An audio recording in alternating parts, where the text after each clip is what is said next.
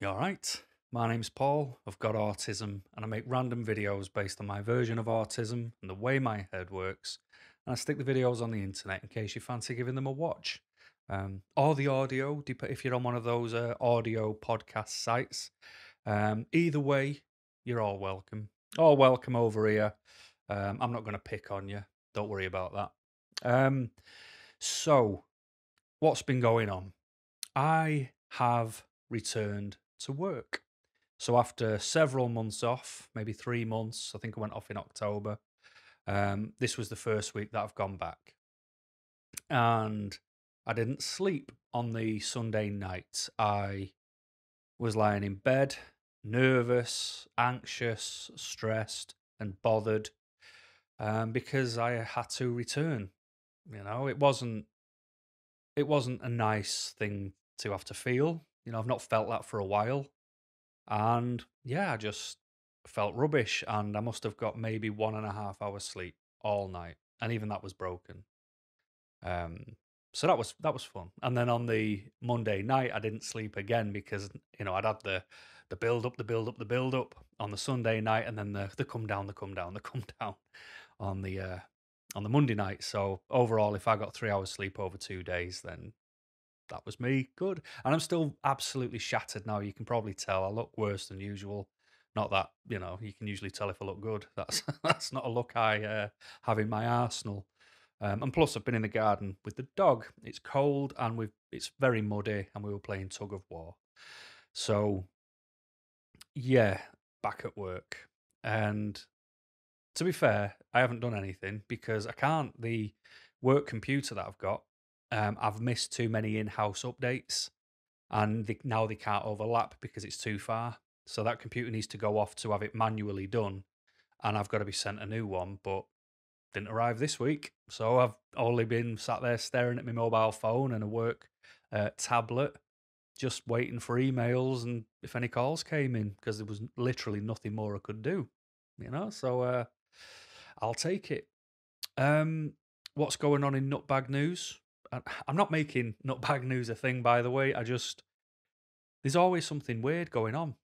And for those who aren't aware of what a nutbag is, because I'm aware I use a lot of slang and never verify it, which I'm going to try and make more of a conscious effort over. A nutbag is someone who does something that they did something they didn't need to do. It was a bad idea. They knew it was a bad idea, but they did it anyway, and that makes them a nutbag.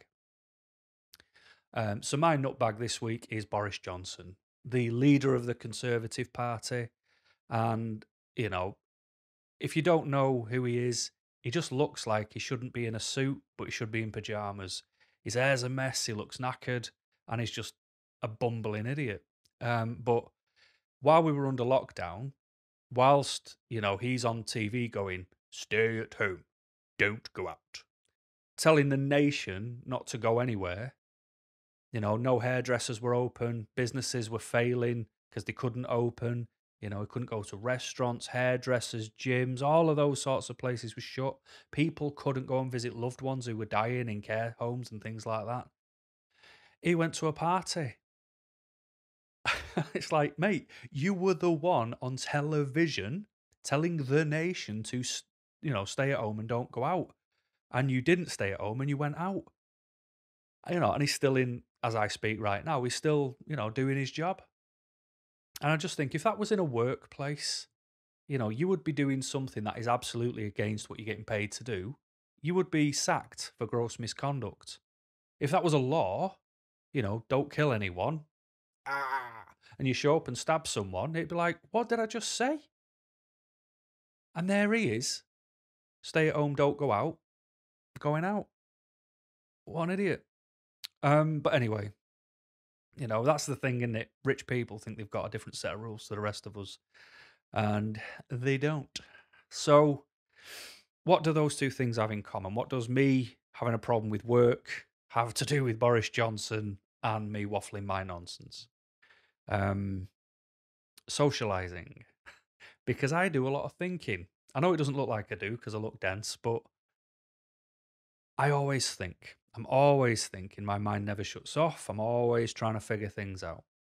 So obviously missed a lot of sleep, and I'm still missing the sleep. I haven't corrected my behaviors, so I apologize if I'm a bit all over the place or not as energetic or charismatic or whatever the word is I'm looking for as I do these. Um, and I was thinking, why was I so bothered about going back to work? And I had to break it down thinking, is it because it's the workplace, which ultimately, not purposefully, but they did let me down? Is it because of that? No. Is it the work I do for a living? Nope. And when I chipped everything away, the pros and cons, the do, the don't, the yes, the no, it was because I had to have a meeting at 10 o'clock on Monday with my boss. And it wasn't even the fact that it was my boss, it was the fact that it was a meeting at a designated time, and it was forced interaction. It was socialization. It's something naturally I don't naturally have that in me to socialize. Boris Johnson does. He's willing to break his own rules to go to a bring your own booze party. He claimed that it was a meeting, but he didn't know. I know the difference between a meeting and a party. And meetings under COVID were done over Teams. You know what I mean? And you wouldn't show up with a bottle of wine for a meeting, would you? If you do, give me a shout. I'll come to that meeting. It sounds more fun than normal. But, I was dreading having to do this talking, this opening up, I'd not spoken to many people whilst I was off. I'd regressed. Outside of doing this was as much as I spoke for an entire week, was sticking a camera on and just waffling nonsense. And a lot of the nonsense, and I know a lot of my videos have been about me and the suffering that was caused over a failed workplace assessment. And that's why it was called the butterfly effect, to sort of show you that there's always going to be knock-on effects. But it's not natural to me to socialize. I think I've said it before, but I feel like I'm just out of sync ever so slightly with the world. It's like if you watch Squid Games, the that Korean TV show. I watched it, and I watched it with English dubbed voices over it, so you could see the mouths moving, talking Korean, and then English voices were coming out. So the words didn't match the lips, and it just never looks right. And that's how the world looks to me. It's like no matter what's happening and what people are doing, there's always just a disconnect for me. And I've accepted that. It's always felt like that. Even before I knew I had autism, it's always felt like neurotypical people pick up what I miss and I pick up what they miss. Together we pick it all up. But there's always going to be a disconnect. And, a lot of people, autistic or not autistic, they have a longing to want to fit in, to belong, to share something. And socialization can bring that. Whereas I have the longing to be accepted for not wanting that. I don't have anything against people who want a connection, who want to find someone they connect with, to find something in common with, so they don't feel alone. I don't feel alone, not by a long shot. I just also don't want to have many people in my life. But whereas I will say to you, if that's what you're after, good luck to you. I hope you find it. It's not going to be easy, because if, everything was easy, everybody would have it. But I wish you the best of luck. And when you find it, talk to me about it. And, if that makes you happy, I will feed off your energy, and that'll make me happy, because I love to see people happy. I really do. But I would love that afforded back when it's like, oh, so you're not interested in socializing at all. Okay, no problem. And it's not, and what I mean by that, I don't mean, I never want to converse with a human being ever again. I don't mean to that extent, but, you know, like parties, events, parades. Um, I just, there's a lot of things I don't see the point of, because it is a struggle for me. I don't get to, a lot of people, that phrase, you know, let your hair down, oh, you can really let your hair down when you go to them sorts of things. Like, I can't. I have to keep my hair very tightly in a bun, if that's the opposite. Um, because you can have a few beers, loosen up, enjoy yourself, see people you've not seen for a while, catch up. Because a lot of people as well are nosy. They like to stick the beak in. They like to know what's going on and why things are the way they are and what's changed with you, what's new with you. What are you still working there? Are you still dating that guy? Are you still doing this, that, the other? Whereas I genuinely do not care about everything when it comes to other people's lives, you know? I don't mind when, let's say, we've exchanged emails and you're telling me how you're getting on and I'm telling you how I'm getting on or whatever it might be. That's different because what we're not doing is we're not in a room at the same time that we've been told to be there and then we're being forced to interact because that's not on my dime.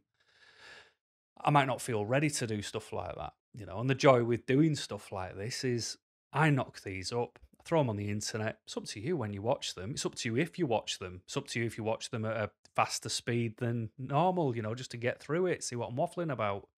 You know, it's absolutely your right to do whatever you want to do. And if you want to comment, you will. And if you don't want to, you won't.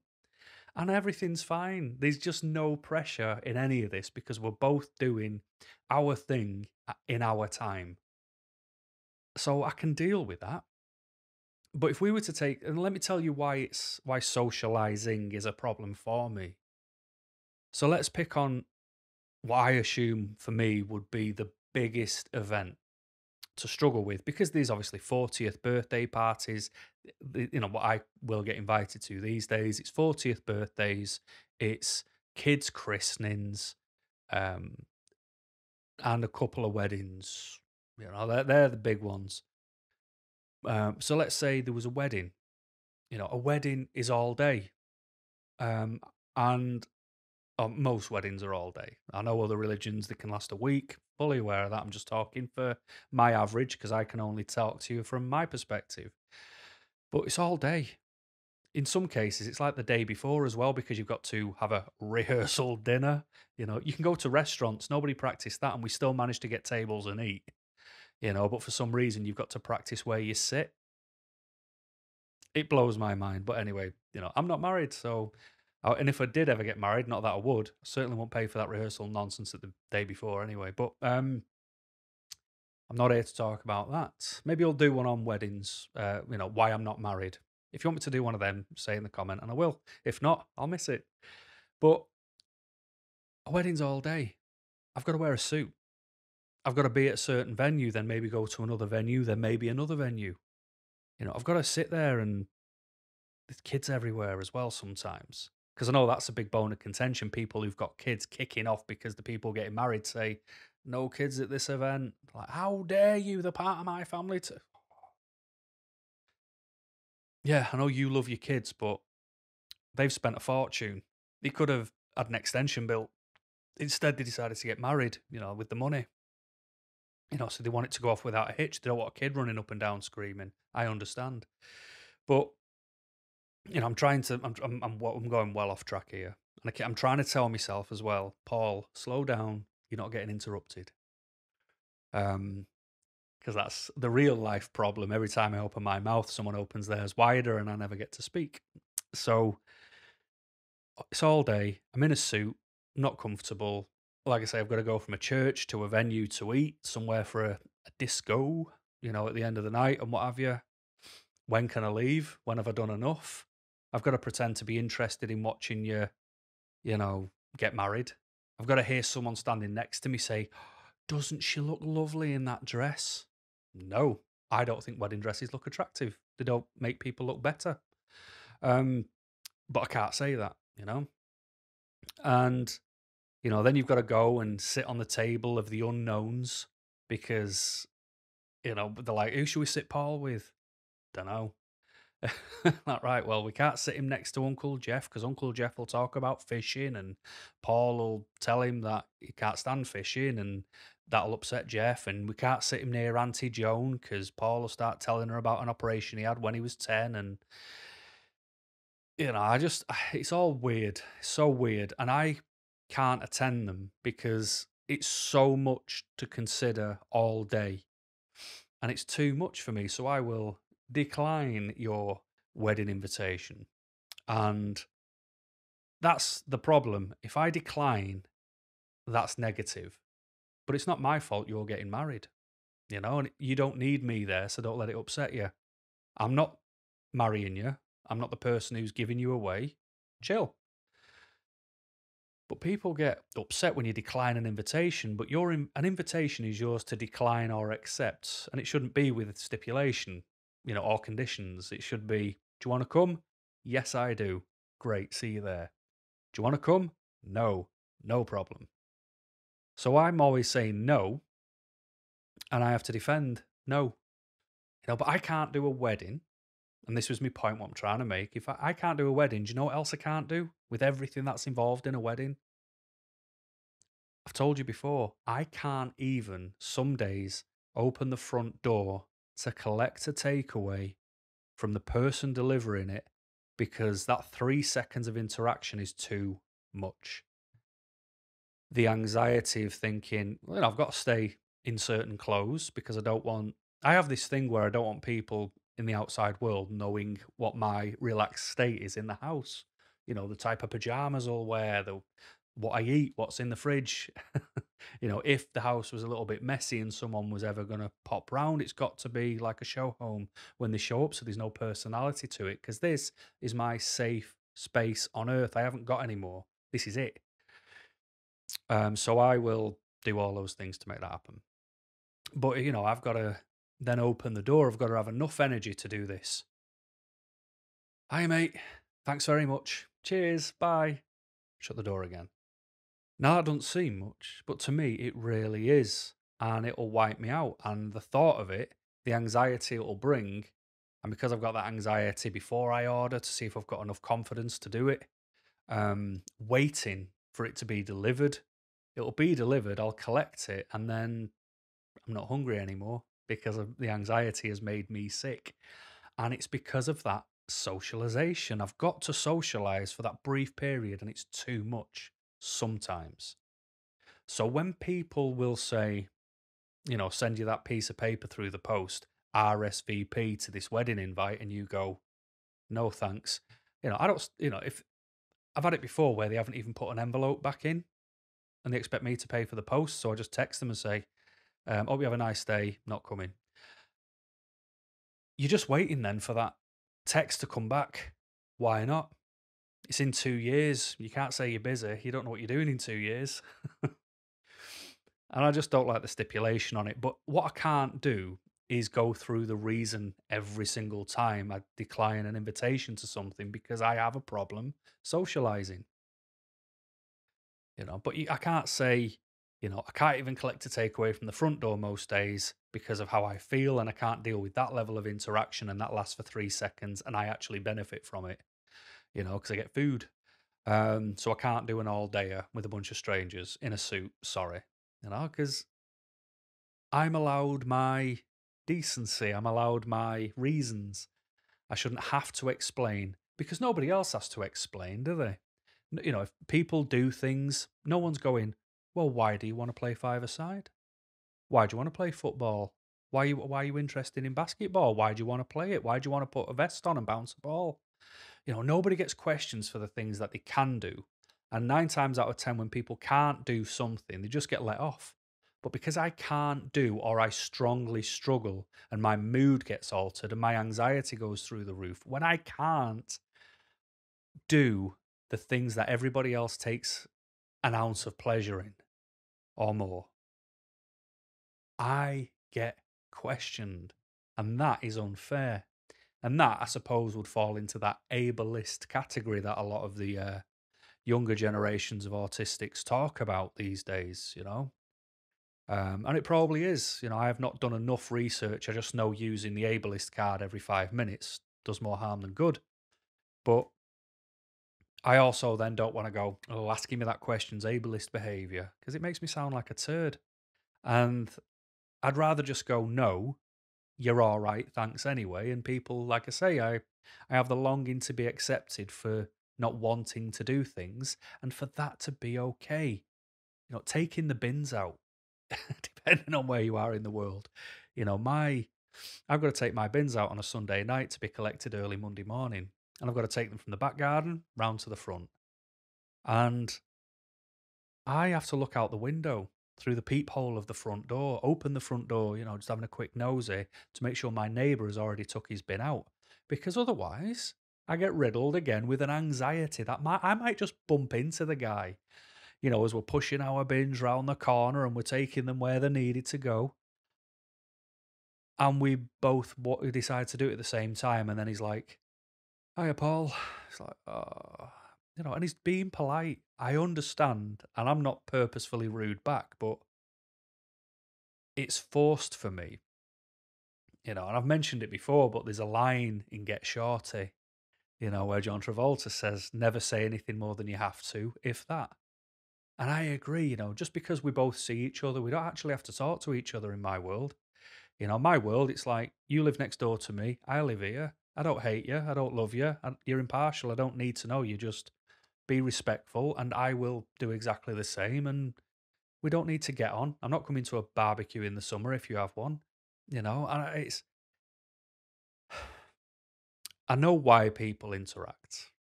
I do, and I know what people get from it, but I don't. I've said it before, but if I was in The Sims, that game, there's a social bar. And if you don't interact with other Sims in the game, your social bar depletes, and you've got to then start socializing and raise it and let people know. And I just don't have it. But I'm not allowed to just get on with it without always having that discussion with people, because they want to try and understand, but at the same time, they like to defend why they're the opposite to me. But I'm not challenging you. That's the thing. If you're autistic, like, what was it? Love on the Spectrum. When I did the review, when I watched that show, there was people with autism going to social clubs so they could meet other people with autism and do what they wanted to do. There was autistic people going to speed dating events. I can't do that. There's no way I could do that. Absolutely no chance on earth could I do that. I couldn't go bowling with a bunch of people I've never met. Yeah. I'm walking in a room and then you sit down at a chair and it's like, "Hello, stranger, with your name badge on. Let's see if we can talk about things in 5 minutes and find a connection. And then if we do, I don't know, like, maybe I'll get a phone call saying if I matched with anyone." And I absolutely can't do it. I've got skills to do a lot of things, but then there's a lot of things where I severely lack and I'm not blessed at all. And socializing is one of them. So the struggle of socialization to me, because I don't need to socialize. I need to recharge because I have to socialize. And I don't want to have to explain myself each time, and I know people have mentioned on other channels before that they've got cards where it's like, I have autism, I'm a little socially burnt out right now, um, so I'm not able to converse with you or whatever it might be. I don't want to walk around with stuff like that in my wallet either, because that's for others and it's not for me. So I have to have my control measures. Whereas I'd rather just avoid it altogether, because why would I want to carry around something when I'm going to get exhausted by doing something I clearly don't want to do? Because if I wanted to do it, I'd be happy to do it and it wouldn't exhaust me, would it? Hmm. I suppose in a way, like, the way I look, bald head and a big beard and wearing black jumpers and having a low brow and having a growly voice sometimes, it's a little bit, I'll be honest, a little bit of it is to deter people from talking to me. I don't want to look approachable because I don't want to be approached. I don't know, it sounds bad, but I don't work in customer focused roles, because even though you get a lot of bad people want to complain, there's actually a lot of good as well in customer focused roles. You could work in the community, bringing areas up to a standard, and everything's great. You've helped people, and people benefit from that because they've done something good socially. I would benefit from doing the good deed and disappearing again before I have to speak to people. I hope you know what I'm trying to get at, because I know I'm just going round in circles and not actually making any point whatsoever. But to sort of wrap up in my way of saying it is, if let's say we were friends and you were inviting me somewhere. You're inviting me to a pub, a restaurant, an event. It's your 40th, you're getting married, your kid's getting christened, you just want a party to celebrate your new haircut, whatever it is. I struggle leaving a comment on YouTube because I'm too worried that it'll be taken the wrong way. You can't take tone from a message. What if it gets read the wrong way? What if I make one simple grammatical error? You know what the people are like on the internet. They just dive on you, put that little asterisk in the corner and correct a word. Like, like they're a teacher at school. It's like, you're not getting paid for that, mate. Calm down. Um, if I struggle with leaving a comment on a video on YouTube, how do you expect me to do much else? But, I make sure I'm all right. I know I don't need to do it and I know how I feel. I need everything to stop so I can listen and hear the calm. And I can't do that if I'm always doing something, because there isn't anything that involves other human beings, which I really take great pleasure from.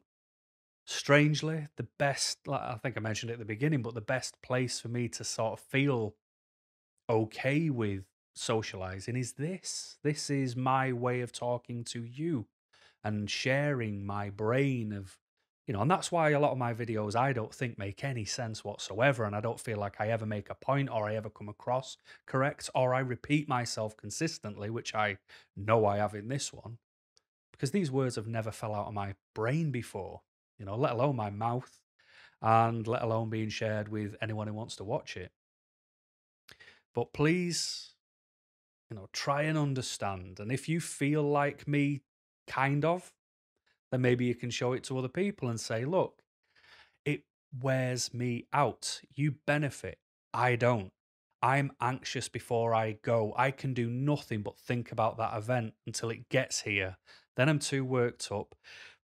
I can't stim, and I talk about doing this offbeat tapping with my fingers, and I do this like by my side with both hands, and my head goes, and I don't want to draw attention to myself by, doing this tapping and rocking my head, because then people look at me thinking I've lost the plot. But that's because I'm too worked up and I need to escape, and that helps me push everything away from my brain and bring the focus back to me for 5 seconds. But if I'm feeling the need to do that, something's wrong. If I need to bring calm, then something's wrong. This is why I don't go shopping in the middle of the day. It's why I don't go to a gym, because I could only go to a gym bright and breezy in the morning or at the death at night. I can't go when it's busy because there's too many people. Because that's the thing I don't think people get is it's not about, socializing for me. It's not about me just talking with a human. It's the fact that there are a lot of people around as well. There's too much to watch. There's too much to focus on. And I need to watch everything because I'm in fear of being in danger all the time. Because we do live in a bit of a crazy world, but I just need to make sure I can get home so I can have the calm and I can recharge. But, for me, I am older. I do not socialize often. And that's all right.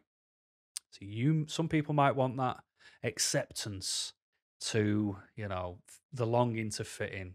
I have the longing to not fit in and for it to be okay, if that's all right. So I struggle with socialization. There we go. Probably didn't make any point whatsoever. Probably tripped myself up, but I am very tired. I've got a really irritated eye for some reason. I need to get some eye drops. And if it always looks like I'm in black jumpers, I am. And I've got to go and pick up 2 more from Sainsbury's. 12 quid each. Can't argue with that price, and they're really comfortable. Anyway, I've bored you enough. So thanks for watching. And until next time, keep smiling.